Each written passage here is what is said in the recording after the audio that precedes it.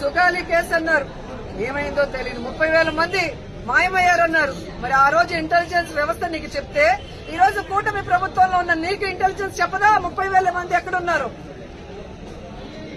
చంద్రబాబు నాయుడు ఎదురుగా నించొని ప్రజలకి వెన్నుపోటు పొడిచిన కట్టప్ప అయితే సైడ్ నుంచి పొడిచిన కన్నింగ్ కట్టప్పలు పవన్ కళ్యాణ్ అండ్ లోకేష్ అని కూడా ఈ సందర్భంగా తెలియజేసుకుంటున్నాను.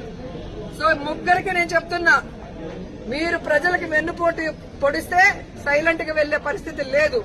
ప్రజలకి అంటగా జగనన్న ఉన్నాడు, జగనన్న వెనక మేమందరం ఉన్నాం. జగనన్న సైనికులుగా మీ ప్రభుత్వం మెడలు వంచుతాం. ప్రజలకు మీరు ఇచ్చిన హామీలు నెరవేర్చేంత వరకు ముఖ్యంగా రైతు బాగుంటే రాష్ట్రం బాగుంటుందని నమ్మిన వ్యక్తులు వైఎస్ఆర్ గారు, జగన్మోహన్ రెడ్డి గారు. రైతు బాంధవులుగా వాళ్ళకి కావాల్సినవన్నీ చేశారు. రైతుకు గిట్టుబాటు ధర ఇచ్చారు. రైతుకి పెట్టుబడి రైతు భరోసా ద్వారా రబీకి గాని ఖరీఫ్కి గాని అందించడం మనం చూసాం. అలాగే వాళ్ళ గ్రామాల్లోనే వాళ్ళకి నాణ్యమైన విత్తనాలు గాని ఎరువులు గాని వ్యవసాయానికి సంబంధించిన పనిముట్లనన్నీ కూడా